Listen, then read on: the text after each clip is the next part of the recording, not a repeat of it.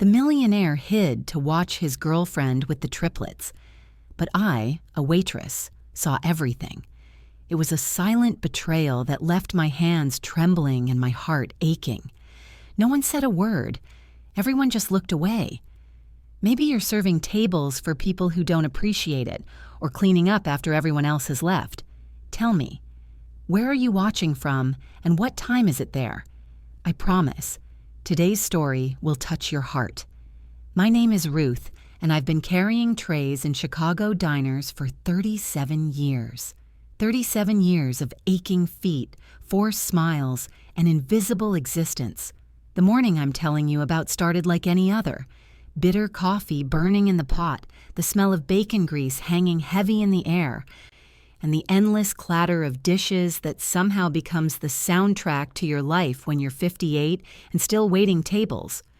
I was working at Marge's Diner on North Michigan Avenue, one of those old-school places where the vinyl booths are cracked and the fluorescent lights buzz like angry wasps. The kind of place where millionaires wouldn't normally set foot, but sometimes they do. When they're trying to hide something, when they're watching, when they're planning. That Tuesday morning in November, the wind was whipping off Lake Michigan so hard it rattled the windows. I was refilling the sugar dispensers when he walked in. Philip Kensington. I'd seen his face in the Chicago Tribune business section. Some big shot who'd made his fortune investing in cryptocurrency and tech stocks. His net worth was rumored to be in the hundreds of millions, all that Bitcoin money turning him into one of those overnight billionaires you read about. But he wasn't acting like a millionaire that morning. He was nervous, fidgety, and he wasn't alone. The woman with him was younger, maybe early 30s, with perfectly styled blonde hair and designer clothes that probably cost more than my monthly rent. She was holding the hands of 3 identical little girls, triplets who couldn't have been more than 4 years old, beautiful children with dark curls and bright eyes, wearing matching pink coats that looked expensive enough to feed a family for a week. "Table for 5, the woman said, her voice carrying that sharp edge wealthy people get when they're used to being obeyed instantly. I grabbed 5 menus and led them to booth 7, the one near the back window. But here's what struck me as odd. Philip kept looking around, checking the exits, glancing at his phone, and when I asked if they wanted coffee, he jumped like I'd startled him out of deep thought. Just water for now," he mumbled, not meeting my eyes. The woman, I later learned her name was Victoria, was different. She ordered for everyone like she owned the place. Pancakes for the girls, eggs Benedict for herself, nothing for Philip. She spoke to me the way you'd speak to a trained dog, with that fake smile that never reaches the eyes. "Make sure those pancakes aren't too hot," she said, not looking up from her phone. "And I want real maple syrup, not that fake stuff." I nodded and smiled, the way I'd been trained to do for nearly 4 decades, the way women like me always do. We smile when we're insulted. We say, "Yes, ma'am," when we're treated like furniture. We disappear into the background of other people's lives until we forget we were ever supposed to matter. But that morning was different, because while I was pouring their water, I noticed Philip slip away to the bathroom, except he didn't go to the bathroom. I watched him through the service window as he crept around to the side of the building, positioning himself behind the large picture window where he had a perfect view of our table, of Victoria and the triplets. He was hiding, watching. And in that moment, I realized I was witnessing something I wasn't supposed to see. Have you ever been in the middle of someone else's drama without meaning to be, where you become the accidental witness to secrets that could destroy lives? That's where I found myself that cold November morning, carrying a coffee pot that suddenly felt heavier than it should. Victoria was on her phone, speaking in hushed, urgent tones, while the triplets colored on their paper placemats. I couldn't hear everything, but I caught fragments. Money transfer. Custody arrangement. He doesn't suspect. And outside, Philip Kensington, worth hundreds of millions in stocks and cryptocurrency, was crouched behind a dumpster like a common stalker, watching the woman who was supposed to be his girlfriend discuss what sounded suspiciously like his downfall. I've seen a lot in my years of waiting tables, affairs that started over coffee and ended in divorce court, business deals made over handshakes and sealed with lies, families torn apart by money, by greed, by the kind of betrayal that leaves children wondering why daddy doesn't live with them anymore. But this felt different. This felt dangerous. The triplets were beautiful children, with those serious dark eyes that some kids get when they've seen too much too early. They were well-behaved, polite, saying please and thank you in tiny voices that made my heart ache. One of them, I think her name was Emma, reminded me of my own granddaughter, the one I rarely get to see because my daughter lives in California now and plane tickets cost more than I make in a month. "Excuse me," the smallest triplet said, tugging on my apron as I delivered their pancakes. "Could I have some more napkins, please?" "Of course, sweetheart," I said, my voice softer than it had been all morning. That's when Victoria looked up from her phone, annoyance flashing across her perfect features. "Girls, don't bother the waitress. She has work to do." The way she said waitress, like it was something dirty, something beneath her, made my chest tight. But I've heard worse, much worse. You develop thick skin when you spend decades being treated like you're part of the furniture. I brought extra napkins and watched as Emma carefully wiped syrup from her sister's chin. Such a small act of kindness, but it reminded me why I've always loved children more than adults. Kids haven't learned to be cruel yet. They haven't learned that some people are worth more than others just because of the size of their bank account. Outside, Philip was still watching, and I could see the tension in his shoulders even from a distance. Whatever he was looking for, whatever he suspected, he was finding it. Victoria finished her call and focused on the girls, but there was something performative about it, like she was acting the part of a loving mother rather than being one. She cut their pancakes into perfect squares, wiped their faces with mechanical precision, asked them questions about school in a voice that sounded rehearsed. And through it all, those 3 little girls just wanted to be loved. You could see it in the way they leaned toward her, hoping for a real smile, a genuine laugh, some sign that they mattered more than whatever was happening on her phone. I've raised children. I know the difference between love and duty. I know what it looks like when someone is taking care of kids because they want to, and what it looks like when they're doing it for money. These girls were being taken care of for money. The breakfast rush was starting to pick up, so I had to focus on other tables, but I kept glancing back at booth 7. Victoria had ordered a second mimosa, then a third. The girls were getting restless, and she was getting irritated.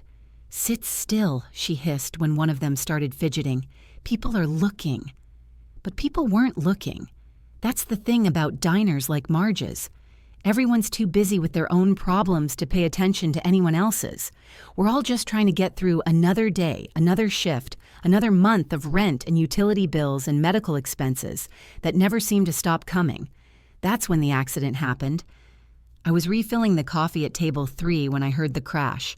Glass breaking, liquid splashing, children crying. I turned to see that one of the triplets, I think it was Emma, had knocked over her orange juice glass.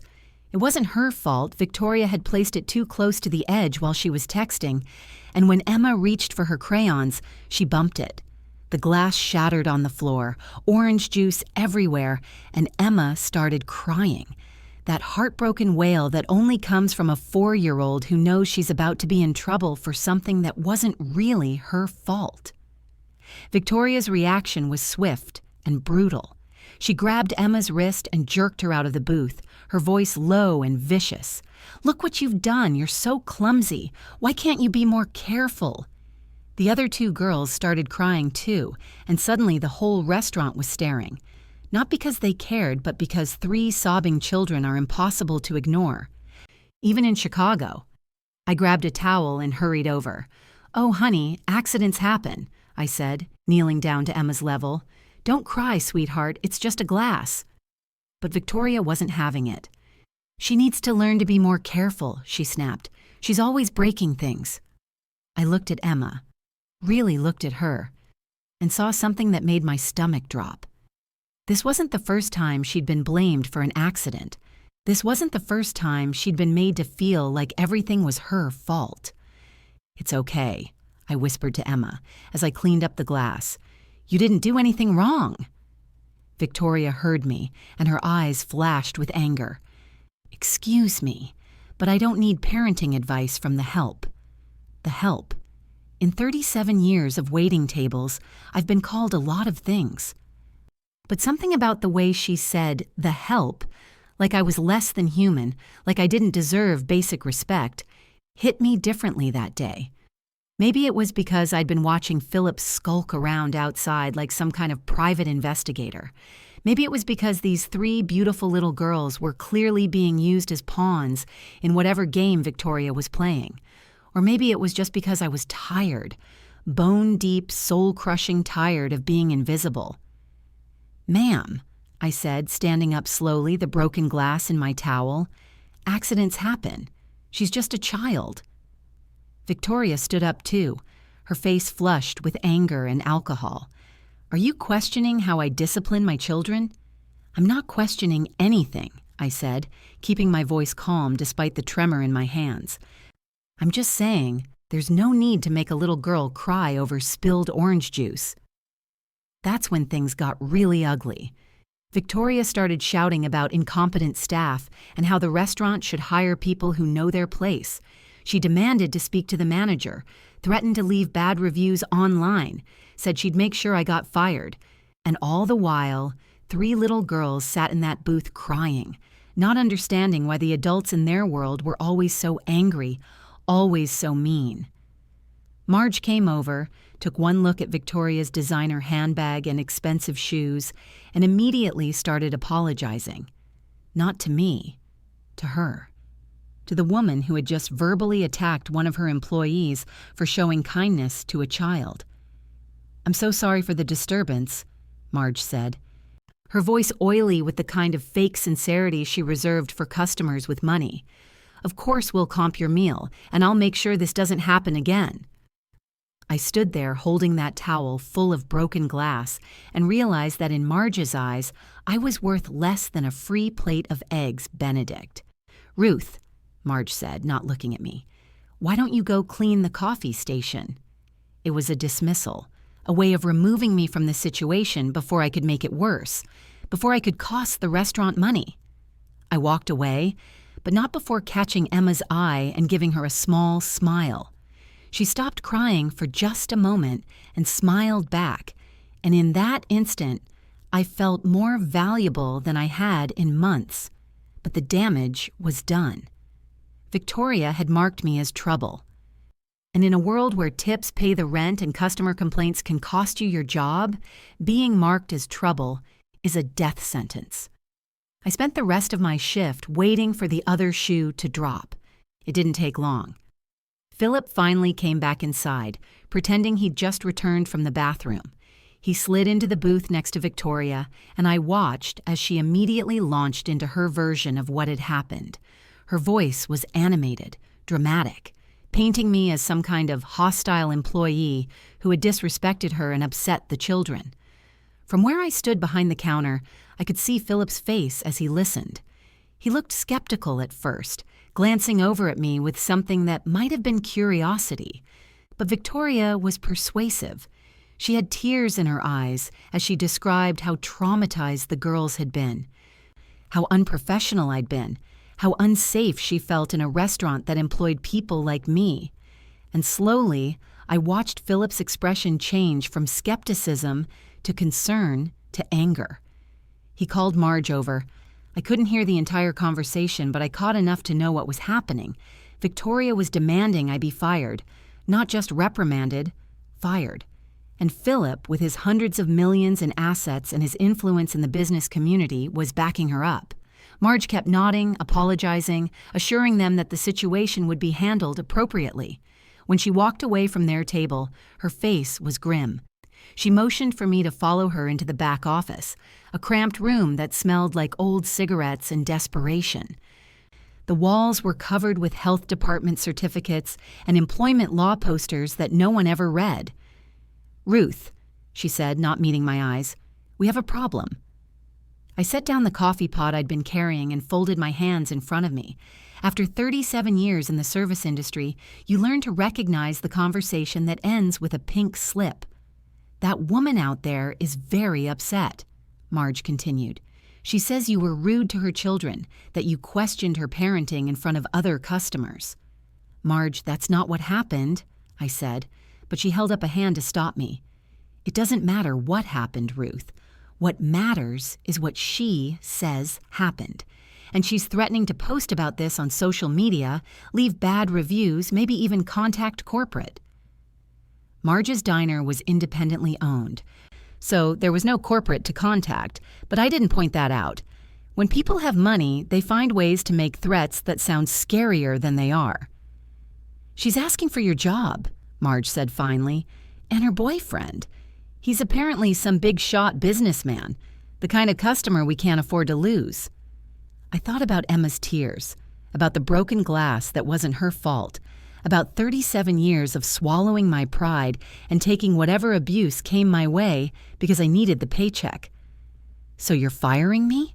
I asked. Marge finally looked at me, and for just a moment, I saw something that might have been regret in her eyes. But it was gone quickly, replaced by the cold calculation that comes with running a business on thin margins. "I'm sorry, Ruth. I really am, but I have to think about the restaurant." I nodded. What else could I do? Argue? Plead? Remind her that I'd worked there for 6 years without a single complaint, that I'd covered shifts when other people called in sick, that I'd trained new employees and stayed late to help with inventory? None of that mattered now. All that mattered was that a woman with money had decided I was expendable. I untied my apron slowly, folding it carefully before placing it on Marge's desk.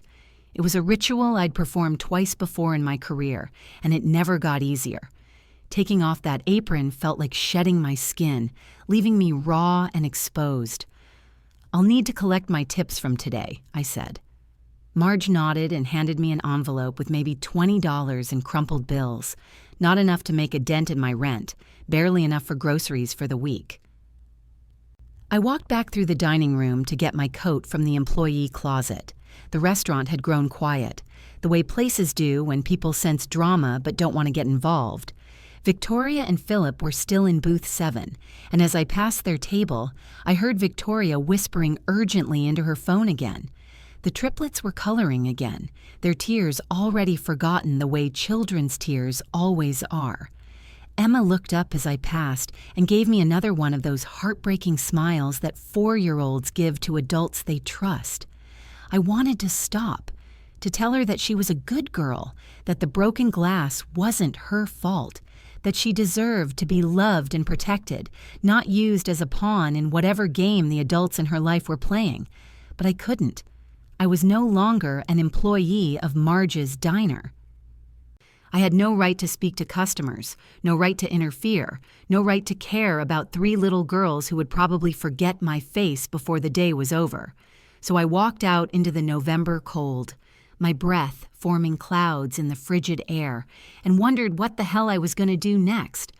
I was 58 years old with a high school education and a bad back. I lived in a studio apartment in Uptown, riding the Red Line to work every morning because I couldn't afford a car. My daughter lived in San Diego and called maybe twice a year. My ex-husband had remarried someone 30 years younger and started a new family, leaving me with nothing but a few pieces of furniture and a pile of medical debt from his heart attack 3 years before our divorce was finalized. I had $87 in my checking account, a freezer full of frozen dinners, and no prospects for another job in a city where restaurants wanted young, pretty waitresses who would work for tips and keep their mouths shut when customers treated them like garbage. But as I stood on that cold street corner watching the traffic crawl along Michigan Avenue, I realized something that surprised me. I wasn't crying. I should have been. I should have been devastated, panicking about how I was going to pay my rent, how I was going to survive until I found another job. But instead, I felt something I hadn't felt in years. relief. For 37 years, I had swallowed every insult, every condescending comment, every cruel remark from people who thought their money made them better than me. I had smiled when I wanted to scream, nodded when I wanted to fight back, disappeared into the background when I wanted to stand up and demand respect. And for 37 years, I had told myself that this was just the way things were, that this was the price you paid for survival when you were a woman without a college degree, without connections, without any of the advantages that make life easier. But standing there in the cold, I realized that maybe there was something worse than losing a job you hated. Maybe there was something worse than being broke and scared and uncertain about the future. Maybe the worst thing was spending your entire life pretending that you didn't matter. I started walking toward the Red Line station, my hands shoved deep in my coat pockets, my mind racing with possibilities I hadn't allowed myself to consider in years. What if I didn't look for another waitressing job? What if I did something different, something that didn't require me to smile when people treated me like dirt? It was a crazy thought. At 58, most people don't reinvent themselves. They stick with what they know, what's safe, what pays the bills. They don't take risks or chase dreams or imagine that life could be different than it's always been. But as I descended into the subway station, I found myself thinking about a conversation I'd had with my daughter the last time she'd called. She'd been telling me about her job at a marketing firm in San Diego, about the long hours and the demanding clients and the constant pressure to prove herself. Sometimes I think about opening my own coffee shop, she'd said, somewhere small and cozy, where people actually want to be instead of somewhere they have to be for work. I'd laughed at the time, told her she was crazy to give up a steady paycheck to chase some fantasy. But now, riding the Red Line back to my empty apartment, I wondered who was really the crazy one. Maybe it was the woman who spent nearly 4 decades letting other people dictate her worth. Maybe it was the woman who accepted being treated like furniture because she was too scared to imagine being treated like a human being. Maybe it was the woman who had just been fired for showing kindness to a child and who was already planning to spend tomorrow morning looking through the want ads for another job where she could be invisible and expendable and forgotten. The train pulled into my station and I climbed the stairs back to street level, my legs heavy with exhaustion and possibility. I had a decision to make. I could keep doing what I'd always done. Find another restaurant, put on another apron, smile at more people who saw me as nothing more than a delivery system for their food and drinks. Or I could try something different, something that scared me more than being broke scared me, something that required me to believe I was worth more than I'd been taught to believe. That night, I sat in my tiny apartment with a cup of instant coffee and a legal pad I'd found in my kitchen drawer.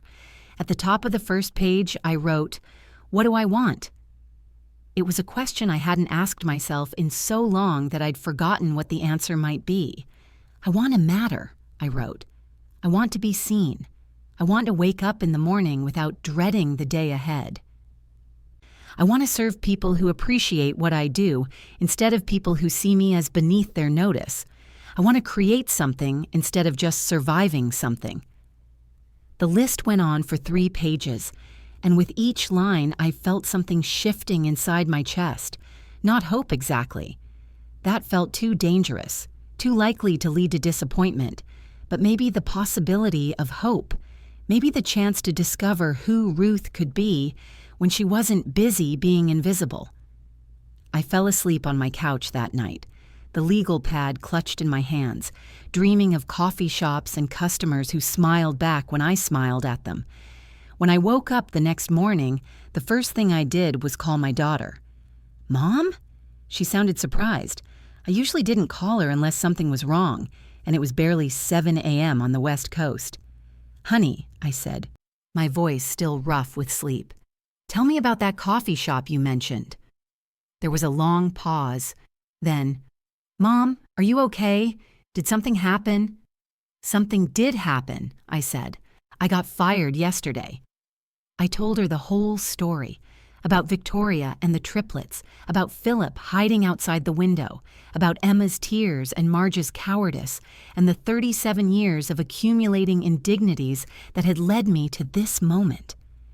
When I finished, my daughter was quiet for a long time. "Mom," she said finally, "I'm proud of you." "Proud of me? I lost my job because I couldn't keep my mouth shut." "No," she said, and her voice was strong in a way I hadn't heard in years. "You lost your job because you stood up for a little girl who was being treated badly. That's not something to be ashamed of. That's something to be proud of." We talked for 2 hours that morning, longer than we'd talked in months. She told me about business plans and small business loans, about the savings account she'd been building for years with the dream of opening her own place. "What if we did it together?" she asked. "What if we pooled our resources and opened something small? Not in Chicago, the rent's too high, but maybe somewhere smaller, somewhere we could actually afford." It was crazy. It was risky. It was everything I'd spent my adult life avoiding. "Let me think about it," I said. But I was already thinking about it. I was thinking about Emma's smile, and Victoria's cruelty, and Philip's guilty expression when he realized he'd been watching a performance. I was thinking about 37 years of other people's dreams, and what it might feel like to chase my own. That afternoon, I did something I hadn't done since I was young enough to believe the world owed me something. I went to the library. The Chicago Public Library downtown was enormous, intimidating, full of books and computers and people who looked like they belonged there in ways I never had. But I found the business section and spent 4 hours reading about small business loans and restaurant management and what it takes to turn a dream into a reality. The numbers were daunting. The failure rate for restaurants was astronomical. The competition was fierce, and I had no experience running anything more complicated than a table section on a busy Saturday morning. But I also had something that most people don't have when they're starting a business. I knew exactly what it felt like to be treated badly by people in the service industry. I knew what customers wanted because I'd been giving it to them for decades. Not just food and drinks, but respect, kindness, a moment of human connection in their day. I knew what it felt like to be invisible, which meant I knew how powerful it could be to make someone feel seen. That evening, something unexpected happened. There was a knock on my apartment door, which was unusual enough that I almost didn't answer it. In my neighborhood, unexpected visitors were usually bad news, but when I looked through the peephole, I saw a man in an expensive suit holding a manila envelope. It was Philip Kensington. I opened the door but left the chain latch engaged, peering at him through the crack. "Ms." He paused, realizing he didn't know my last name. In all the drama at the restaurant, no one had bothered to introduce me as anything more than the waitress. "Patterson," I said. "Ruth Patterson." "Ms. Patterson, I wonder if I could speak with you for a few minutes. There's something I need to discuss with you about what happened yesterday." I studied his face through the crack in the door. He looked tired, older than he had at the restaurant. There were dark circles under his eyes and a tension in his shoulders that spoke of a sleepless night. "If this is about me keeping quiet about whatever I saw at the diner," I said, "you don't need to worry. I'm not in the habit of gossiping about customers." He shook his head. That's not why I'm here. May I come in?" "Please?" Against my better judgment, I unlatched the chain and opened the door. Philip stepped into my tiny apartment, and I watched his eyes take in the secondhand furniture, the small television, the kitchen table that doubled as my desk. If he was judging my living situation, he kept it to himself. "Ms. Patterson," he said, "I owe you an apology." That was not what I'd been expecting. "I spoke to the restaurant manager after you left yesterday," he continued. "I also spoke to several other customers who witnessed what happened. The version of events Victoria gave me was, let's say it was incomplete." I gestured for him to sit on my couch, but he remained standing, the manila envelope clutched in his hands. "What really happened," he said, "was that you showed kindness to a frightened child, and my Victoria. Use that kindness as an excuse to have you fired because she was embarrassed about her own behavior. I didn't say anything. What was there to say? He was right, but his being right didn't give me my job back. There's something else, Philip said. Something about Victoria that you should probably know, given that you were an unwilling witness to yesterday's events. He held out the manila envelope. These are photos taken by a private investigator I hired last month. Victoria isn't just my girlfriend, Ms. Patterson. She's my ex-wife, and those aren't her children. The room felt like it had tilted sideways. I took the envelope with shaking hands and looked through the contents. The photos were clear, professional, damning. Victoria meeting with a man I didn't recognize in what looked like an expensive hotel lobby. Victoria with the triplets, but also with their real mother, a woman who looked exhausted and desperate. Victoria handing over thick envelopes of cash. Victoria on her phone, gesturing angrily while the real mother of the triplets sat in a car with tears streaming down her face. She's been blackmailing their real mother, Philip explained, his voice heavy with disgust. The woman, her name is Sarah, is going through a custody battle with her ex-husband. He's wealthy, connected, has a team of expensive lawyers. Sarah works 2 jobs and can barely afford rent, let alone legal fees. I looked up from the photos. What does this have to do with Victoria? Victoria offered to help Sarah with legal fees and temporary housing for her and the girls. But the help came with conditions. Sarah had to let Victoria spend time with the girls, take them places, essentially pretend to be their mother whenever Victoria needed to impress someone. The pieces started falling into place. Someone like you. Philip nodded grimly. I'd been talking about wanting children, about how important family was to me. Victoria saw an opportunity to present herself as the perfect potential mother. She's been bringing those girls to public places, restaurants, parks, anywhere she might be seen with them, building a narrative of herself as a devoted mother figure. But you suspected something. I knew something was off. The girls never seemed completely comfortable with her. They were too well-behaved, too careful around her, like they were afraid of making mistakes. He paused. Like Emma was yesterday when she spilled that juice. I thought about Emma's tears, about the way Victoria had grabbed her wrist, about how quickly the other girls had started crying too. What's she getting out of this? I asked. Besides impressing you? Philip's expression darkened further. Money. My money. We were discussing a significant financial commitment, a joint investment in a chain of high-end restaurants. Victoria was pushing for a partnership that would have given her access to several $1 million of my assets, money she claimed she wanted to invest in a trust fund for her daughters. But they're not her daughters. No. And Sarah, their real mother, had no idea what Victoria was planning. She thought she was just providing temporary babysitting services in exchange for legal help. She didn't know Victoria was using her children to defraud me. I felt sick to my stomach. Those 3 beautiful little girls being used as props in Victoria's elaborate con game. Sarah, desperate to keep her children, being manipulated by someone who saw her desperation as an opportunity. Why are you telling me this? I asked. Philip was quiet for a long moment, looking out my small window at the Chicago skyline in the distance. Because you're the only person who stood up to her, he said finally. Yesterday, when she was being cruel to Emma, you didn't care about the consequences. You just saw a child who needed protection, and you tried to provide it. And I got fired for it. Yes, you got fired for doing the right thing while everyone else in that restaurant, including me, either ignored what was happening or made it worse. He reached into his jacket pocket and pulled out a check, which he placed on my kitchen table. This won't undo what happened to you yesterday, but it might help while you're looking for another position. I picked up the check and nearly dropped it. It was for $10,000. Mr. Kensington, I can't accept this.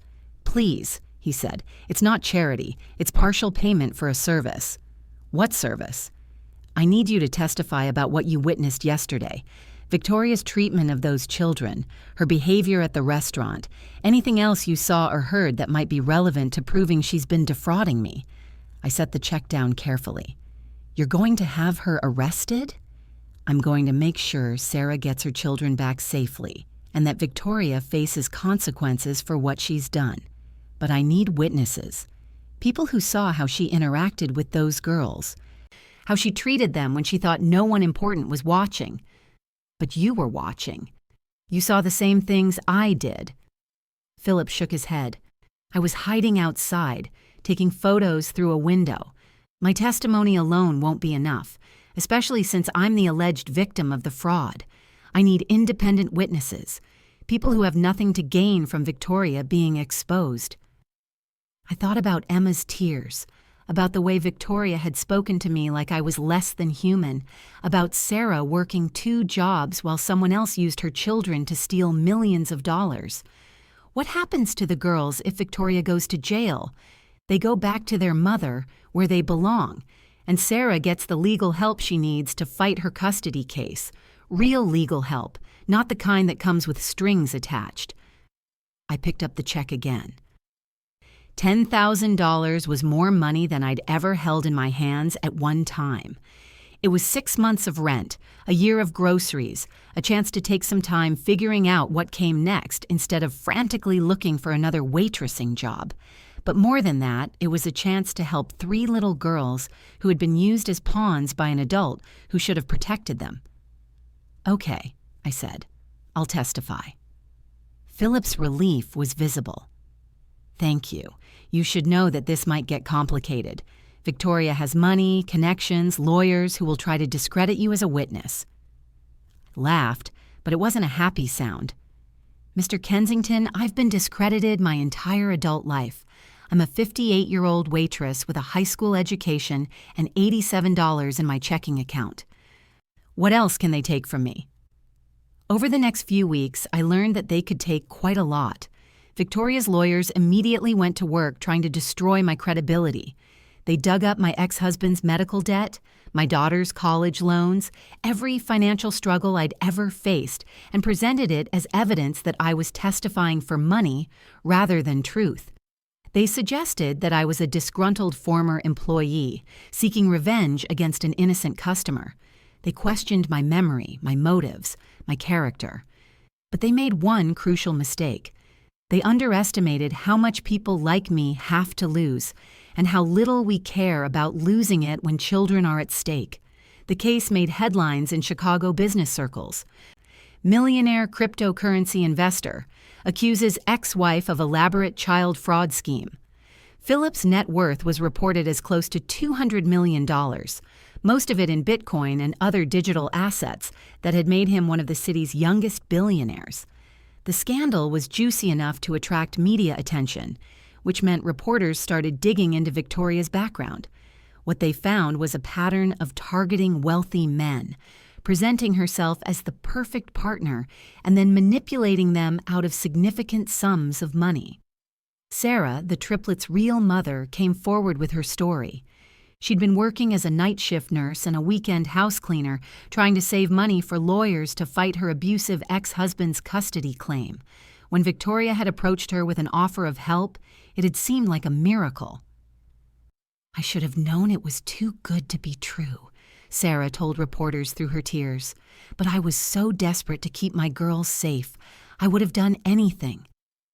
The custody battle Sarah had been fighting was against a man who had been physically abusive toward her and emotionally manipulative to their children. He'd been using his wealth and connections to make Sarah's life hell, threatening to take the triplets away from the only parent who actually loved them. Victoria had seen the newspaper reports about the custody case and recognized an opportunity. She'd approached Sarah with promises of legal fees and temporary housing, gradually escalating her demands until Sarah found herself essentially renting out her children as props in Victoria's elaborate performance. She told me it was just for a few hours at a time, Sarah explained to the court, that she needed them for social events to impress potential business partners. She said it would help her make connections that could benefit all of us in the long run. But Victoria's real plan was much more elaborate. She'd been building a months-long narrative of herself as a devoted mother, complete with social media posts, professional photos, and carefully orchestrated public appearances with the Triplets. The photos Philip's private investigator had taken were just the tip of the iceberg. Victoria had been systematically documenting her time with the girls, creating a false history of maternal devotion that she planned to use to access Philip's wealth through their fake relationship. When I testified in court, Victoria's lawyer tried to make me look like a liar and an opportunist, but I'd spent 37 years being looked down on by people who thought their money made them better than me. Being cross-examined by an expensive attorney in a $1,000 suit was just another Tuesday. "Ms. Patterson," the lawyer said, his voice dripping with condescension, "isn't it true that you're only testifying because Mr. Kensington paid you $10,000? "It's true that Mr. Kensington gave me money," I said calmly. "It's not true that the money is why I'm testifying." "Then why are you testifying?" I looked across the courtroom at Sarah, who was sitting next to Emma and her sisters. The girls were coloring quietly while their mother watched the proceedings with anxious eyes. "Because I saw those children being used as props in an adult selfish game," I said. "Because I saw their mother being manipulated by someone who had no intention of actually helping her. And because in 37 years of waitressing, I've learned to recognize people who see other human beings as nothing more than tools to get what they want. And you consider yourself qualified to make such judgments about my client?" I smiled, really smiled, for the first time in months. "Sir, I've spent nearly 4 decades watching people interact when they think no one important is looking. I've seen business deals made over coffee, affairs that started over lunch, lies that were told over dinner. You learn to read people when your tips depend on understanding what they really want versus what they're pretending to want. But surely you understand that your perspective as a waitress might be limited." The prosecutor objected before the lawyer could finish, but I'd heard enough. "Your Honor," I said, turning to the judge, "may I respond to that?" The judge nodded. "My perspective as a waitress isn't limited," I said. "It's comprehensive. I've seen how people treat others when they think those others don't matter. I've seen kindness and cruelty, honesty and deception, love and manipulation. And I've learned that how someone treats a waitress tells you everything you need to know about their character." I looked directly at Victoria, who was sitting at the defendant's table in another expensive outfit that probably cost more than most people made in a month.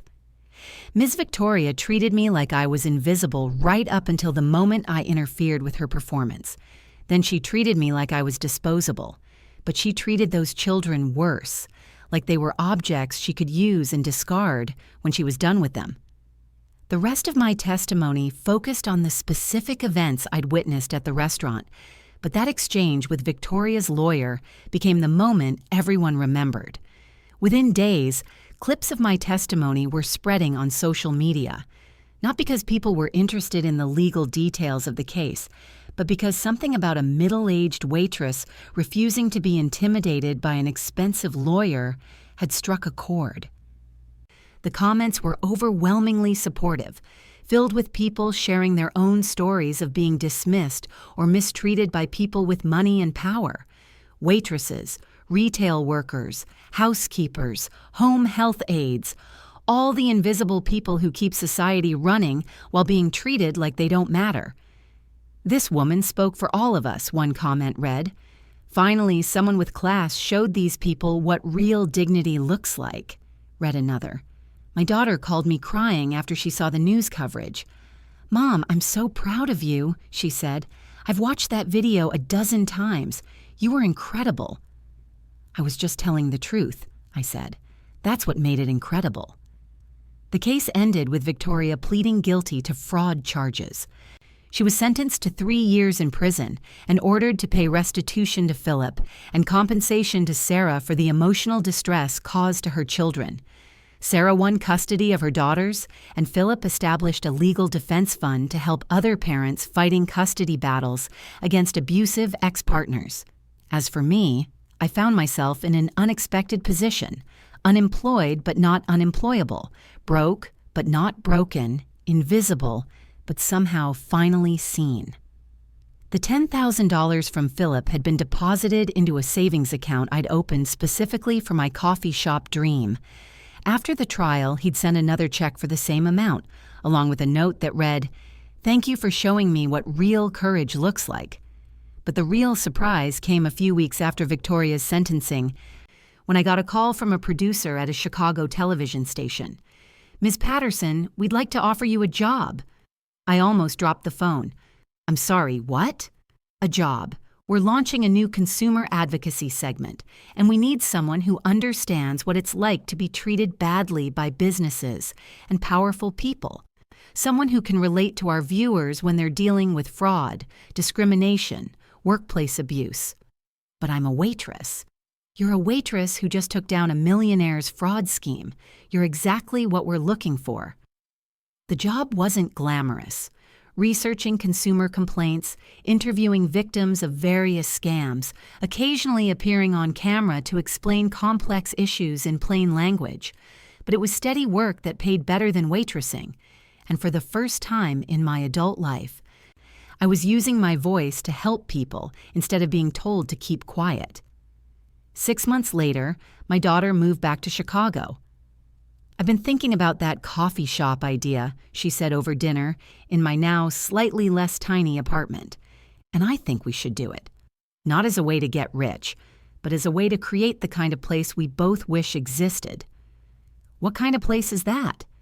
"The kind of place where everyone gets treated with respect, regardless of how much money they have or what they do for work, where the staff gets paid a living wage and customers are expected to behave like decent human beings." We spent months planning, researching, saving money.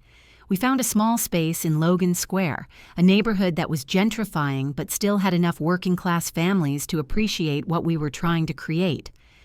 The space had been a failed restaurant, then a failed bakery, then a failed cafe. 3 different dreams that had died in the same location, victims of poor planning and worse luck. But we had something the previous owners hadn't. We understood what it felt like to be on both sides of the service industry. We knew what customers wanted and what employees needed, and we were determined to create a place that honored both. We called it Ruth's Place, though the sign just said "Coffee and Kindness" in simple letters that could be seen from the street. Opening day was terrifying. We'd invested everything we had in equipment, supplies, and 3 months' rent. If we failed, we'd both be starting over at an age when starting over shouldn't be necessary. But we didn't fail. The customers who came that first day were mostly neighbors. People walking by who were curious about the new place. Some were clearly skeptical. Another coffee shop in a city full of coffee shops run by people with more enthusiasm than experience. But something about the atmosphere we'd created worked. Maybe it was the comfortable seating areas where people could actually relax instead of feeling rushed. Maybe it was the menu that included substantial food at reasonable prices alongside the fancy coffee drinks. Maybe it was the fact that everyone who worked there seemed genuinely happy to be there. Or maybe it was something simpler. Maybe it was the fact that everyone who walked through our doors was treated like they mattered. We hired only people who had been in service jobs before, people who understood what it felt like to be invisible. Our training program focused as much on treating colleagues with respect as it did on making coffee drinks. We paid above minimum wage, offered health benefits even to part-time employees, and created a policy that any customer who was abusive to staff would be asked to leave and not come back. "But what if we lose business?" my daughter asked during our first week. "Then we lose business," I said, "but we don't lose ourselves." 3 months after we opened, Sarah brought the triplets in for hot chocolate and cookies. Emma, now 5 years old, recognized me immediately. "You're the lady from the restaurant," she said, climbing onto a chair at one of our small tables. "Mama said you helped us when that mean lady was being scary." Victoria was in prison, and Sarah had found steady work as a nurse practitioner at a community health clinic. The girls were thriving, their natural resilience helping them recover from the trauma of being used as props in an adult's manipulation. "How are you doing?" I asked Sarah as I brought their order to the table. "Better," she said, and something in her voice told me she meant it. "The girls are in therapy, and so am I. We're learning how to trust people again." Emma was coloring on one of the paper placemats we provided, the same kind of placemat she'd been coloring on that day at Marge's diner, when her world had been turned upside down by adult cruelty and greed. But this time, she was coloring in a place where she was safe, where the adults around her had her best interests at heart, where spilling a drink would result in help cleaning it up rather than punishment. "Can I ask you something?" Sarah said quietly while the girls were absorbed in their coloring. "Of course." "Why did you risk your job for children you didn't even know?" I thought about it for a moment, watching Emma carefully color within the lines of her drawing. "Because someone needed to," I said finally, "because those girls deserved to have at least one adult in that room who saw them as more than props in someone else's performance." Sarah's eyes filled with tears. "I should have protected them better. I should have known what Victoria was really doing." "You were trying to save your children from someone who was hurting them," I said. "You were being manipulated by someone who was very good at manipulation. That doesn't make you a bad mother. It makes you a mother who was doing everything she could with limited resources and no good options." Over the following months, Ruth's Place became something we hadn't expected, a community gathering spot for people who often felt invisible in the outside world. We attracted service industry workers coming off late shifts, single mothers grabbing coffee between jobs, elderly people who just wanted somewhere to sit and feel welcomed, students who couldn't afford the fancy places closer to the universities. The wealthy customers came too, but they quickly learned that money didn't buy them special treatment. Everyone waited in the same line. Everyone was greeted with the same warmth. Everyone was expected to treat others with basic respect. One day, a woman in an expensive suit pitched a fit when her complicated drink order wasn't perfect on the first try. She demanded to speak to the manager, threatened to post negative reviews online, spoke to our employee, a young man working his way through community college, like he was dirt under her shoes. I walked over calmly and asked the woman to leave. "Excuse me?" she sputtered. "I'm a paying customer." "Not anymore," I said pleasantly. "We reserve the right to refuse service to anyone who treats our staff disrespectfully. Have a good day." "Do you know who I am?" she demanded. "I know exactly who you are," I said. "You're someone who thinks money gives you the right to be cruel to people who can't fight back. We don't serve people like that here." She left, cursing and threatening lawsuits that never materialized. But word spread about the incident, and instead of hurting our business, it attracted more customers. People who had spent their lives being treated badly by people with money, and were thrilled to find a place that didn't tolerate that behavior. A year after we opened, my daughter and I were featured in a Chicago magazine article about small businesses that were changing their neighborhoods. The reporter asked me what I was most proud of about Ruth's Place. "I'm proud that we've created a place where people's worth isn't measured by their wealth," I said, "where a construction worker gets the same smile as a CEO, where a single mother studying for her GED is treated with the same respect as a college professor. But surely you recognize that some customers are more valuable to your business than others." I thought about Victoria and her designer clothes and her casual cruelty to children. I thought about Philip and his hundreds of millions in cryptocurrency and his willingness to believe the worst about someone who had shown kindness to a child. I thought about 37 years of being told that my worth was determined by other people's wallets. "No," I said, "I don't believe that at all. Every customer who walks through our door is equally valuable because they're human beings, not because of their bank account balance." The article brought us more attention, more customers, more success than we'd ever imagined. But it also brought something unexpected, a visit from Marge. She showed up on a Tuesday afternoon looking older and more worn down than I remembered. Marge's Diner, I'd heard through the restaurant industry grapevine, was struggling. Several longtime employees had quit, customers were complaining about service, and online reviews were brutal. "Ruth," she said, approaching the counter where I was working, "I need to talk to you." I poured her a coffee without asking what she wanted and gestured to a quiet corner table. "I made a mistake," she said, after we'd settled into chairs that were considerably more comfortable than anything at her diner. "Firing you was the biggest mistake I ever made as a business owner." I didn't say anything. What was there to say? She was right, but her being right didn't change what had happened. That woman, Victoria, she destroyed us, Marge continued. "After you left, word got out about what really happened. Customers started staying away. Employees started quitting. We got review bombed online by people who thought we'd treated you unfairly." "I never said anything bad about your restaurant," I told her, which was true. Even after everything that had happened, I'd kept my opinions about Marge's Diner to myself. "I know you didn't. That almost made it worse. People kept saying that you'd been classy about the whole thing while we'd thrown away a good employee to appease a customer who turned out to be a criminal." Marge looked around Ruth's place, taking in the busy lunch crowd, the comfortable atmosphere, the obvious success of what my daughter and I had built. "I want to hire you back," she said. "Manager position, full benefits, $50,000 a year to start."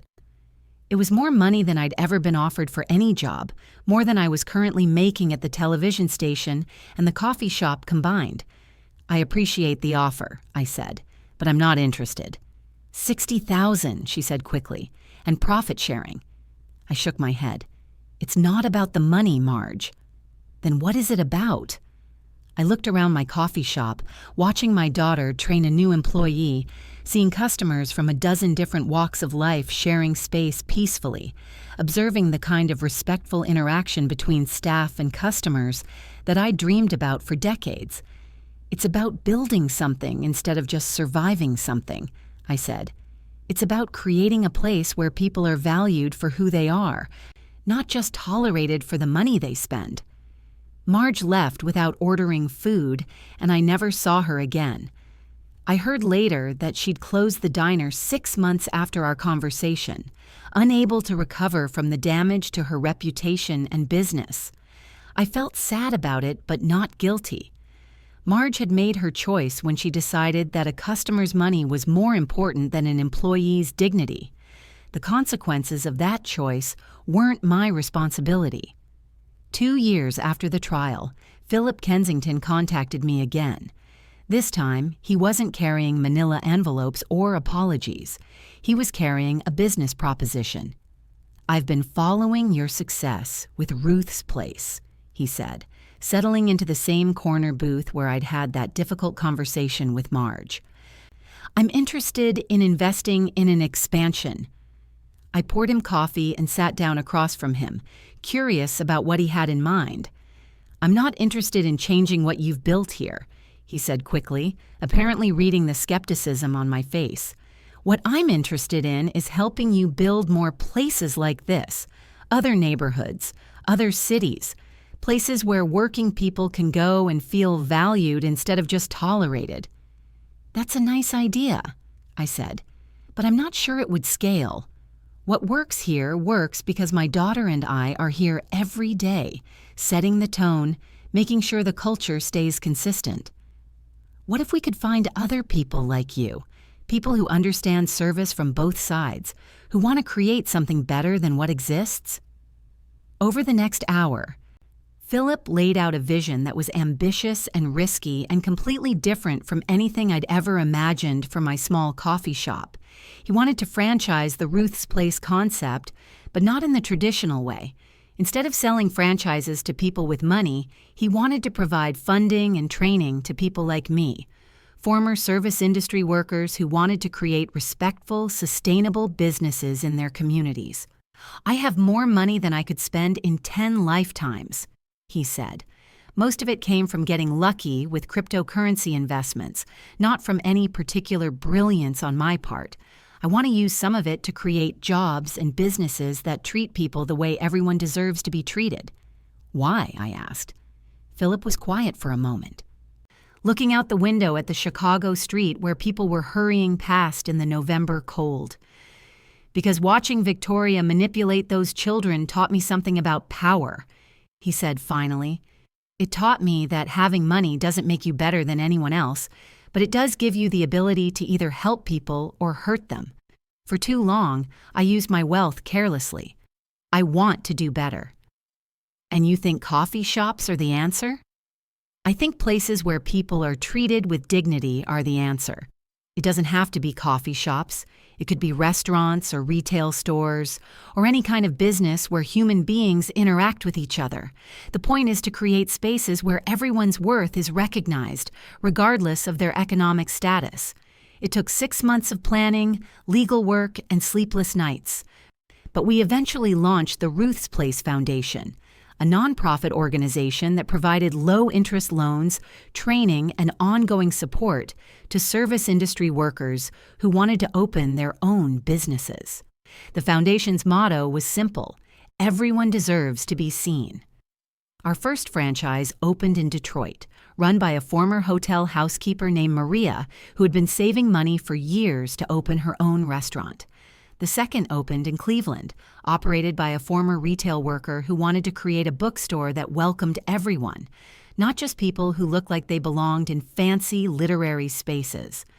By the third anniversary of Victoria's conviction, we had 12 Ruth's Place locations in 6 different states, each one adapted to its local community, but all guided by the same principles: living wages, respectful treatment, and the radical idea that every customer and every employee deserves dignity. The success was gratifying, but what mattered more to me was the stories that came out of each location. The single mother in Detroit who could afford to bring her kids for dinner because our prices were reasonable and our staff actually enjoyed children. The elderly man in Cleveland who came in every day just to have someone smile at him and ask how he was doing. The college student in Milwaukee who could study for hours without being pressured to keep buying things. "You've created something special," my daughter said one evening as we were closing the original Ruth's Place location. "You've proven that treating people well isn't just morally right, it's good business." I was wiping down tables, the same motion I'd performed thousands of times in other restaurants under much different circumstances. But this time, I was wiping down tables that belonged to me, in a space I'd created, surrounded by the evidence of a dream I'd never dared to believe could come true. "The funny thing is," I said, "I spent 37 years thinking that success meant being able to tolerate being treated badly. I never imagined it could mean creating a place where people don't have to tolerate that." Emma and her sisters visited regularly, their weekly hot chocolate becoming a tradition that marked their continued healing and growth. Emma, now 7, was learning to read, and she often brought books to work on while she sat at our corner table. One afternoon, she looked up from her picture book and asked me a question that stopped me in my tracks. "Ruth, why was that lady so mean to us at the other restaurant?" I sat down next to her, thinking carefully about how to answer a question that went to the heart of everything that had happened. "Some people think that having money makes them more important than other people," I said finally.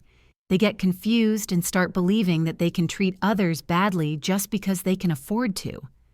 "But money is just paper," Emma said, with the logic that only children possess. "You're absolutely right," I said. "Money is just paper. What matters is how we treat each other." "Is that why you and my mama are friends? Because you treated us nice even when the mean lady was being scary?" "That's exactly why," I said.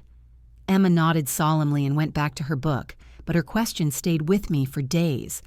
In her simple 7-year-old way, she had articulated something that had taken me nearly 60 years to fully understand: that kindness is a choice that has nothing to do with wealth, and that the people who choose kindness are the ones worth knowing. On my 60th birthday, my daughter threw me a party at the original Ruth's Place location. She'd invited current and former employees, regular customers, and friends from the television station, where I still worked part-time as a consumer advocate. But the guest who surprised me most was Sarah, who showed up with the triplets and a homemade cake decorated with coffee cups and hearts. "We wanted to celebrate the woman who changed our lives," she said, hugging me tightly. As I looked around the room at the people who had gathered to celebrate with me, I realized that this was what success actually looked like. Not the bank account balance or the business expansion or the media attention, but the relationships that had grown from moments of choosing kindness over self-protection. Philip was there too, looking more relaxed than I'd ever seen him. The foundation work had changed him in ways that went beyond his bank account. He'd learned that giving money away thoughtfully was more satisfying than accumulating it carelessly. "You've taught me something important," he said as the party was winding down. "You've shown me that dignity isn't something you can buy or sell. It's something you choose to give and receive." "What are you going to do with that lesson?" I asked. "Keep learning it," he said, "every day." As the evening ended and the last guests filtered out into the Chicago night, my daughter and I stood in the quiet coffee shop, surrounded by the detritus of celebration. Empty plates, crumpled napkins, the lingering scent of cake and coffee. "Are you happy, Mom?" she asked. It was such a simple question, but it caught me off guard. When was the last time anyone had asked me if I was happy? When was the last time I'd asked myself? I thought about the girl I'd been at 18, full of dreams and certainty about how life was supposed to unfold.